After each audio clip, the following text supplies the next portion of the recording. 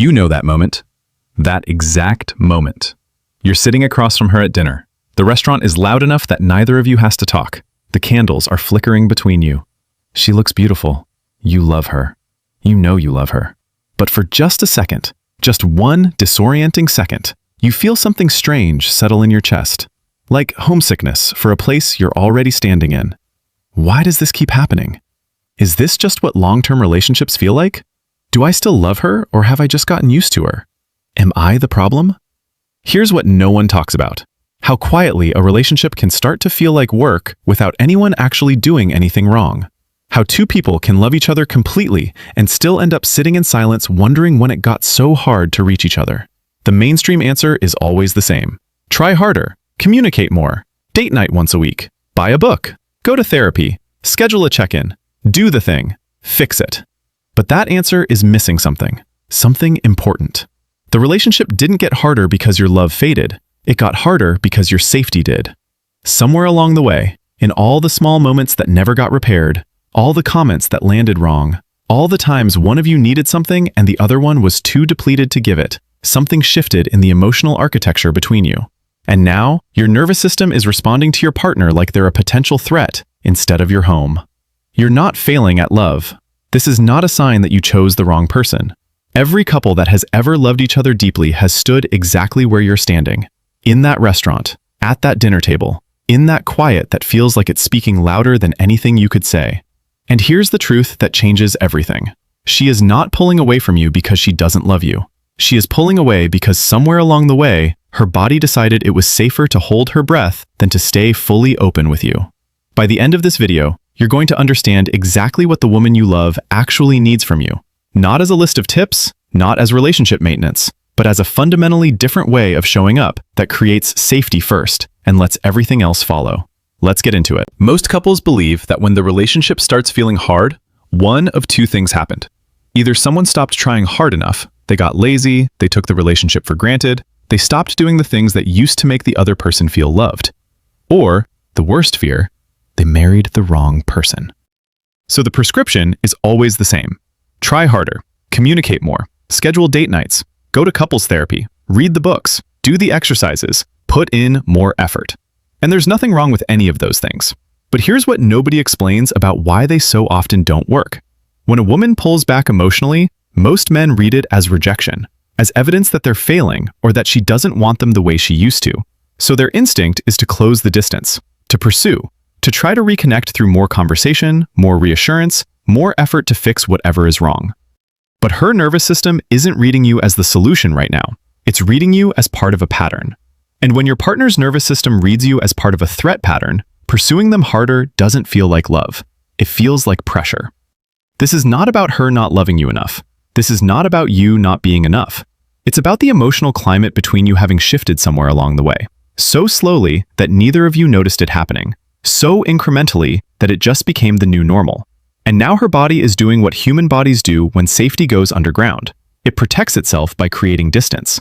She stops reaching for you the way she used to. She stops mentioning the small things that bother her because last time she did, it turned into a conversation that left her feeling worse. She stops being as physically affectionate because it started feeling like she was the only one initiating, and she got tired of being the one who always had to reach first. And you read all of this as she's fine, or she's not that into me, or this is just what long-term relationships look like. But it's not. It's her nervous system trying to regulate itself in the only way it knows how when the person who used to feel like safety starts feeling unpredictable.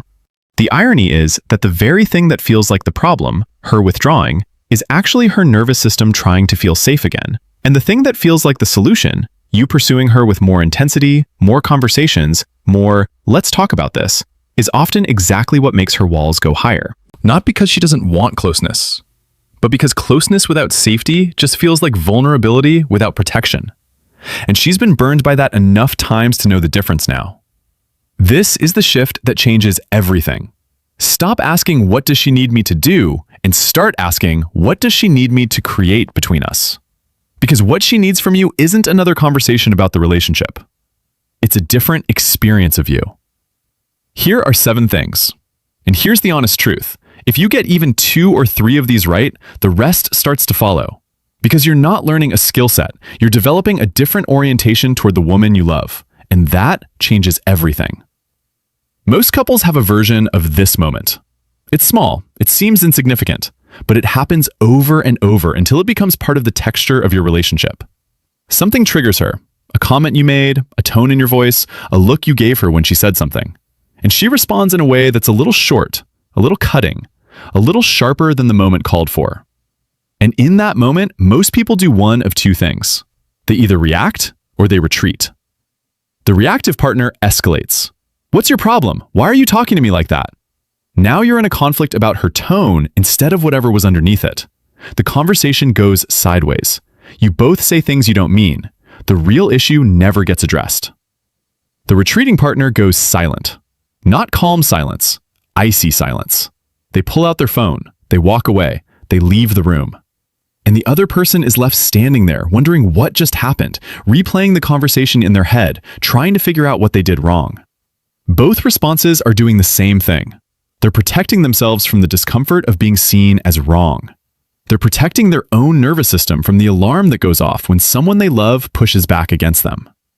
But here's what no one explains. That moment, right there, is one of the most powerful connection opportunities that exists in a relationship.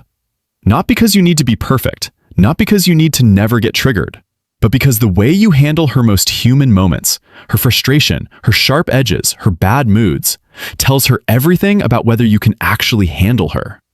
When you pause instead of reacting, when you take a breath and ask yourself, what's really going on underneath what she just said? Instead of defending yourself, something in her shifts. Something in her nervous system recalibrates. Her brain is quietly registering, he actually heard me this time. Not the words, the feeling underneath the words. She's not actually mad about the dishes, or the way you talked about her friend, or the fact that you seemed distracted when she was talking. She's carrying something heavier than that. Stress from work, anxiety about the future, feeling disconnected from you in ways she can't articulate. And when she's already at capacity, the smallest thing tips her over. What she needs from you in that moment is not a rebuttal. It's not, well, actually I wasn't being rude, I was just... It's not any of that. She needs you to pause, to not take the sharpness personally, to see past the behavior to the human being underneath it, and to respond to that. To say something like, hey, that sounded like it landed heavier than I meant it to. What's going on? You've seemed a little off today. Not, what's your problem, but what's happening in your world? And what that does, the thing that changes everything, is it proves to her nervous system that she can be fully human around you, that she doesn't have to be perfect, that she can be short with you and still be safe, that her worst moments don't make you retreat or escalate, they make you lean in. And that's when the walls between you start to come down, without either of you having to say a word. This one gets almost every couple at least once a week. You love her. She comes to you with something that's weighing on her. Maybe it's stress at work. Maybe it's a conflict she had with a friend. Maybe it's an anxiety she's been carrying about something she can't even name. And your instinct, the beautiful, protective, solution-oriented instinct that made you fall in love with yourself in the first place, is to fix it. So what are you going to do about it? Have you tried talking to your manager? Maybe you should just tell her how you feel. Here's what I would do in that situation. And she's nodding. She's saying, yeah, maybe. But something in her is deflating. Not because your ideas are bad. Not because you're wrong. But because what she needed was something else entirely. And you're giving her something she didn't ask for. She was looking for a witness. She wanted someone to say, I see you in this. Not, here's how to solve it. Not, here's the logical next step. She wanted you to stop whatever you were doing, look at her, and let her feeling be real for a second, without you trying to make it smaller. This is the part where it gets really interesting, because most people think the goal of a conversation is to reach a solution, to move from problem to answer, to close the loop. And that's how men tend to communicate. We talk to troubleshoot, to problem solve, to get from A to B. But women often, not always, but often, need to feel the feeling first, before the solution, before the advice, before the fix. Think about it this way. When she tells you something that's bothering her, she's not usually asking you to engineer a solution. She's asking you to be a witness to her experience. To say, that sounds really hard, and mean it. To say, I can see why that would hurt you, without immediately following it with, but here's what you should do. And here's the pattern that most couples never break. She says, I'm so overwhelmed with work. You immediately start problem solving, and her brain, quietly, without her saying anything, starts thinking, he sees the problem, but he didn't see me in it. She wanted to feel held, not fixed, held. The practical shift here is simple and also requires a complete rewiring of your instincts. When she comes to you with something, the first question you ask should never be, what can we do about this? It should be, that sounds really heavy. Are you okay? Let her talk. Let her feel whatever she's feeling without jumping in to solve it. And then, only then, ask if she wants your perspective or if she just needed to vent. This isn't about never offering solutions. It's about the order of operations. Witness first, solution second. Or sometimes, no solution at all. Just the experience of being fully seen by someone who loves her. And when you give her that, the simple human acknowledgement that what she's feeling makes sense, something opens up in her. She feels held. She feels like she can stop carrying it alone. And that right there is what she was actually asking for all along. This is the one most couples don't see coming. And by the time they notice it, it's usually already cost them something they didn't know they were losing. Think about how your relationship started. Before you lived together, before you shared finances, before the weight of everyday life started pressing down on both of you. In the beginning, you were fascinated by her. You wanted to know everything. What she was really thinking at 2 a.m. What made her laugh until she couldn't breathe? What her childhood was like? What scared her? What she wanted her life to look like in 10 years? What she thought about when she was quiet? What her fears were? What her dreams were? You asked questions you already knew the answers to just to hear her talk. You listened like her inner world was a country you'd never visited and you were desperate to explore it. And then, somewhere along the way, you decided you knew the map. You decided you had figured her out. So you stopped asking. Not because you stopped loving her, but because curiosity takes energy. And when life gets heavy, when work is demanding, when money is tight, when you're tired, when you're stressed, the first thing to go is usually the inquiry, the questions, the genuine interest in the interior of your partner's life. Now here's what changes everything. What you mistake for I already know her is actually I've stopped paying attention to who she's becoming. Because the truth is, she's not the same person she was when you met her. Neither are you. And if you're not actively staying curious about that evolution, you will slowly, without either of you realizing it, start to feel like strangers sharing a bed. This isn't about grand gestures. It's not about planning elaborate dates or spending money or clearing your whole schedule for a heart-to-heart. It's about the small, daily, consistent choice to stay curious about the person you chose. Asking a question you don't already know the answer to. Following up on something she mentioned weeks ago. Noticing when she's quieter than usual and asking, hey, what's going on in your head right now? Listening to a story you've heard before and finding the new thing in it. When you stay genuinely curious about her inner world, when you treat her like she still has depth you haven't fully explored, she stops feeling like someone you've gotten used to. She starts feeling like someone you're still discovering. Someone worth staying curious about. And here's the emotional truth underneath it. When you stop being curious about her, her nervous system reads it as, I don't matter to him the way I used to. Not as a conscious thought, as a cellular feeling, as a shift in the background radiation of the relationship. And that's when it starts. The slow drift, the quiet disconnection, the sense that you're living parallel lives instead of a shared one. But the reverse is also true. When you make curiosity a daily practice, when you treat her inner world like it still has depth you haven't explored, the drift stops, the distance closes. The relationship starts feeling like a shared world again instead of two separate ones sharing a house. And that's when a relationship stops feeling like a negotiation and starts feeling like a refuge. This one's hard, and it's going to land differently depending on where you are in this, so I'm asking you to sit with it for a second. Most people in relationships think emotional availability means being warm, being responsive, being present when she needs you. And yes, all of that matters. All of that is real. But here's the part no one talks about, and it's the thing that separates good relationships from truly secure ones. Sometimes, the thing a woman needs most is for you to be completely unbothered by something that, on the surface, looks like it should bother you. Her anxiety, her mood swings, the days when she's short with you for no apparent reason, the weeks when she's been more withdrawn and you can't figure out why, the way she can get snappy and then not apologize and then act like nothing happened. Here's what no one explains about this pattern. Most people, when their partner is in a bad mood, when they're being short or cold or distant, they react. They either match it, they get quiet too, they get defensive, they pull back in response to her pulling back. Or they panic. They start asking, "What's wrong? Did I do something? Are you okay? Please talk to me. What did I do?"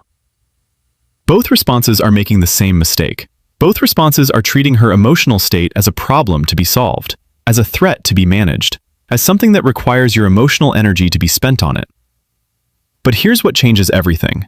When she sees that you can hold space for her messiness, for her hard days, her bad moods, her imperfect moments, without it destabilizing you, without you getting quiet or pulling away, or making her feel like she needs to manage your emotions about her emotions, something profound shifts in her. What moves through her in that moment, quietly, deeply, on a level she might not even consciously register, is something like, "I forgot what it feels like to be chosen even when I'm not easy to love right now." She's not looking for you to fix her bad day. She's not looking for you to cheer her up or solve what's making her feel off. She's looking for you to be solid, to be unbothered in the way that only someone who is genuinely secure can be unbothered. She needs your stability to be the container, so her emotions can move through her without her having to carry them alone. This is not about suppressing your own feelings or being a doormat. This is not about pretending everything is fine when it's not. This is not about never having your own reactions or needs. This is about the difference between two very different ways of being present with her difficulty. The first one says, "I need you to get it together before I can be okay."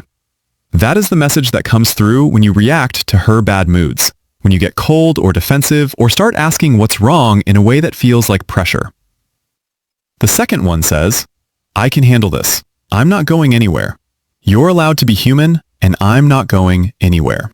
That is what emotionally available people do naturally.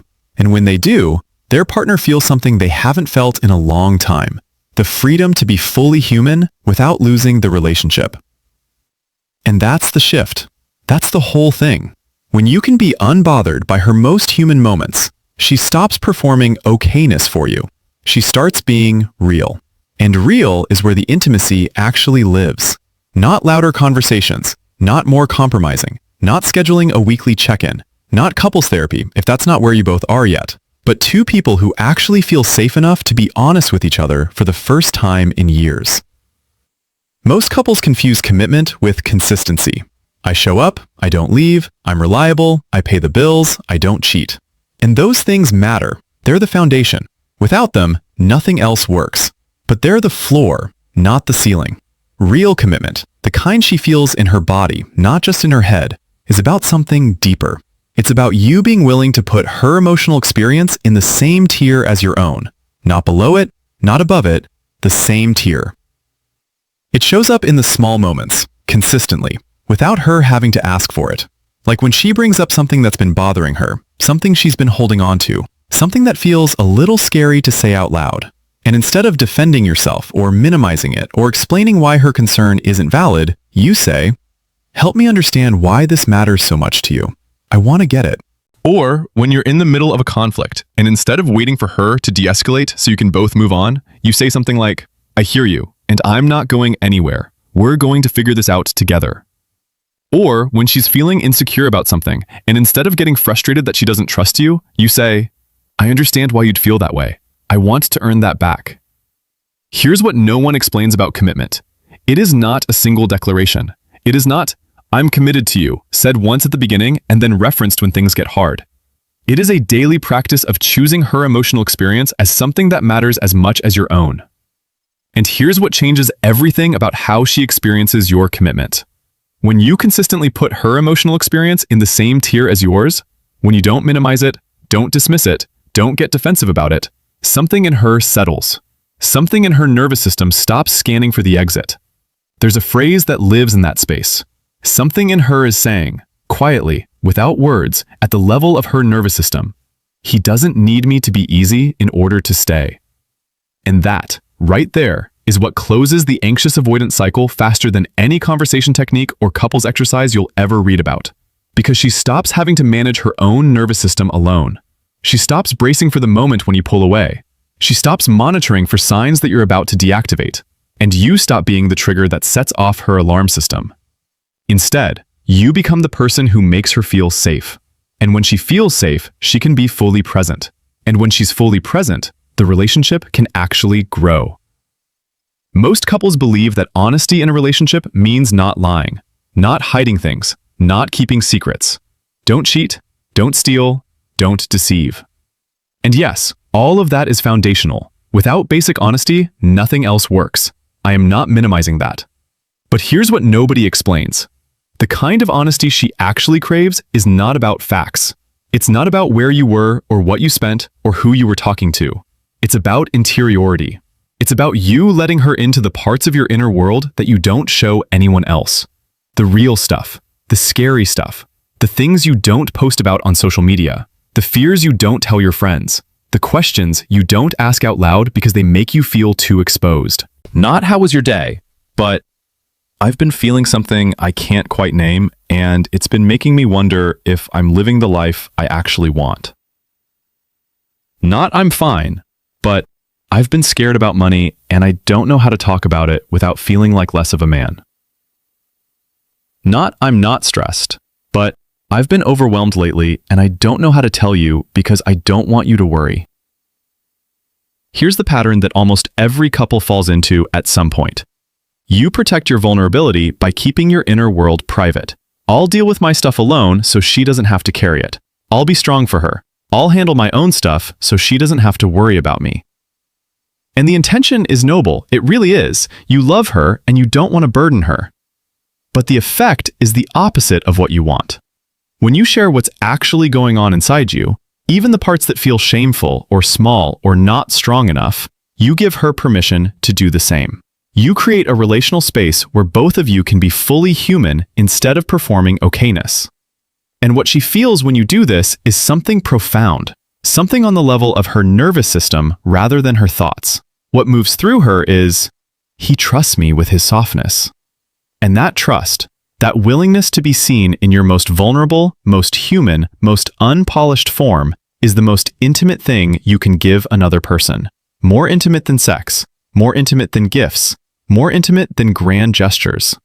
It is the intimacy of being known. And when she feels known by you, when she sees that you're willing to show her the parts of yourself that you don't show anyone else, something in her reciprocates. She shows you hers too.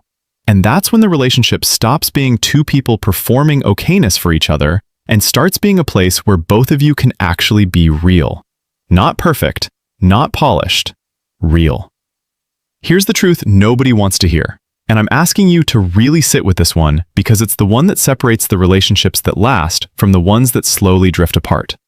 She is not going to ask you to turn toward her, not in the way you need to hear, not in the way that would make you understand what you should be doing. She's not going to say, hey, I've been feeling disconnected lately and I need you to initiate more physical affection this week.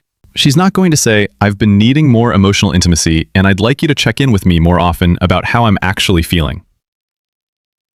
She won't say that, because asking for it, after she's already been alone with the need for a while, is humiliating in a way that women feel viscerally, even when they can't articulate it. And when she does ask, and you do it that one time and then stop, the asking becomes its own wound. I already asked, he knows, and he still doesn't do it. So instead, she gets quieter, more functional on the surface, easier to live with in all the wrong ways. She lowers her expectations, she stops bringing things up. She stops reaching for you because reaching is expensive and she's already tired. And you're going to mistake that for, she's fine. Most people in relationships wait until they're asked to give something. It's a safe strategy. It protects you from overgiving, from being the only one trying, from putting in effort that goes unreciprocated. But by the time she's asking, she's already been alone with the need for a while. And the asking itself, especially when it happens repeatedly and nothing changes, becomes its own wound. This is where it gets really interesting. The thing she secretly craves from the man she truly loves is not perfection, not flawless communication, not a partner who never gets it wrong. What she wants is for you to choose her, consistently, deliberately, and without waiting to be prompted, before she has to ask. Not as a reaction to her pulling away, but as a standing orientation toward her, a way of being in the relationship that says, I see you, I'm here, I'm not waiting for a signal, I am the signal. Here is a specific, practical example of what this looks like. Instead of waiting for her to tell you she needs more physical affection, instead of her having to ask for a hug, initiate a kiss, be the one who always reaches for her hand, you just do it. You come home and you walk up to her and you hug her before you say anything else. You reach over and touch her back as you walk past her in the kitchen. You put your hand on her knee under the table without being asked. Not because you want something, just because you wanted to be physically connected to her. That's choosing her before she asks. Instead of waiting for her to bring up a problem she's been carrying, instead of her having to schedule a conversation about something that's been on my mind, you notice she's been quieter than usual, and you say, "Hey, you seem like you've been in your head a lot lately. I'm here if you want to talk, but no pressure." That's choosing her before she asks. Instead of waiting for her to ask you to do something romantic or special or thoughtful, instead of her having to drop hints or make a list or feel like she's managing you, you plan something. A date, a surprise, an evening where the kids aren't your problem for a few hours. You don't wait for her to ask. You just decide to make it happen. That's choosing her before she asks. And here's what changes everything about your relationship when you make this a daily practice rather than a response to crisis. Something shifts in the emotional architecture between you. She stops scanning for abandonment. She stops managing her anxiety alone. She stops bracing for the day when you stop trying. She starts trusting. She starts feeling like you are hers and she is yours, and this thing you built together is actually going to last. And that's the beginning of everything good that a relationship can actually become. Here's what I want you to take with you after watching this. Not a checklist, not a formula, not 7 things to do differently tonight. These aren't tips for a better relationship. They're the beginning of becoming the kind of partner you always wanted someone to be for you. You're not going to get this perfect. You will still have moments when you react instead of pausing, when you fix instead of witness, when you stop being curious about her, when you react to her difficult moments instead of holding space for them, when you protect your vulnerability instead of sharing it, when you wait to be asked instead of choosing her first. That's not failure. That's just being human. And she's human too. But here's what changes everything about how you show up from this point forward. You now understand what's actually underneath the distance. You understand that her withdrawing isn't about her not loving you. It's about her nervous system trying to feel safe. You understand that your pursuing isn't always the solution, that creating safety matters more than creating effort. And that understanding itself changes how you show up. The woman you love doesn't need you to be her hero. She doesn't need you to have all the answers, to never get it wrong, to be perfect, to fix everything, to be the strongest person in the room. She needs you to be her person, her consistent person, the one who keeps choosing her even when she doesn't ask, the one who can hold her hardest moments without flinching, the one who stays curious about who she's becoming, the one who shows her that she's not alone in this. And the difference between those two things, between being her hero and being her person, is everything. Love isn't what you fall into. It's what you build every single day, on purpose, by choosing to see the woman you chose as someone worth staying curious about, someone whose inner world you haven't finished exploring, someone who is worth the slow, daily, deliberate work of making her feel like she's not in this alone. That's the shift. That's the whole thing. Now go be that for her. Thanks for watching, man. I'll see you in the next one.